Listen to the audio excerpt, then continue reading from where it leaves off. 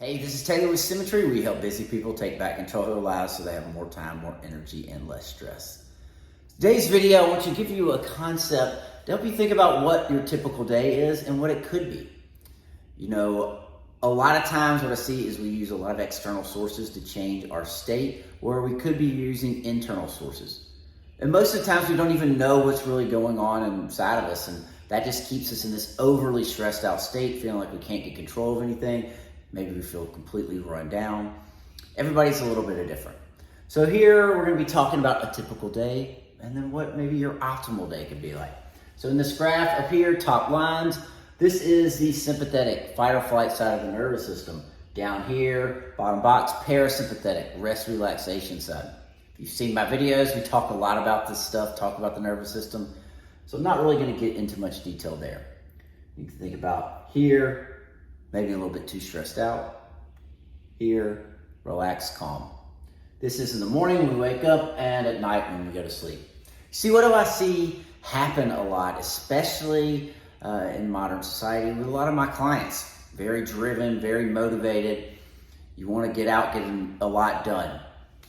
So probably didn't sleep too well. So you're going to wake up a little bit maybe on that edge. And what do? First thing, maybe jump into Instagram, maybe news, social media, hit a cup of coffee. Might be stressed out just about work in general. And we immediately take that coffee, take that news, and that just sends us spiking up into this sympathetic fight or flight zone, into a little bit of overdrive if we're all the way up here. And then what happens? We're stressed about work, we're just stuck here, staying up here all day. Might have a lot to do. So what do? Maybe you skip through lunch, you power past lunch just because you can't stop. And then you will crash. And as we crash, what do? We reach for maybe some coffee, caffeine, sugary processed foods, help give us a bump. That sends us right up into the afternoon. Boom. We're right back flying high. We think we've got energy, but it's really a false dichotomy. This is going to stick with you the rest of the day too. So we stay back up here in this stress zone. Get out. We're going home. Going to be with our family. But what do we typically do then? Is there another external source you might reach for? Maybe it's a glass of wine, a beer, alcohol. Maybe it's binging on Netflix. And we use that external source to bring us down for the rest of the evening. Then we end up just kind of crashing. Maybe not even really get good sleep. We'll get a little bit stressed out at sleep, so we might take something else. And then we end up finally getting to bed. But we're never really getting full, deep relaxation sleep. We're always in the stress state because what's going to happen the next day? We're going to wake up right here. How is that? That's always living from behind, kind of chasing your tail. So there's another way. Just erase this, we'll call the typical day, maybe a little suboptimal day. And here, just redraw these.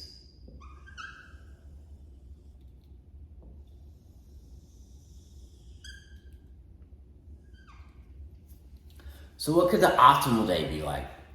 You wake up fully rested. Instead of jumping right into that coffee, go outside, get some sunlight, get some nice movement. Maybe you do a breath session. Hey.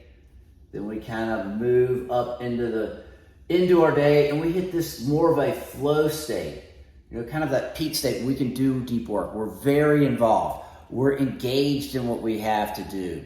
We're attentive, but we're not overly stressed out. We are in flow. We are working well.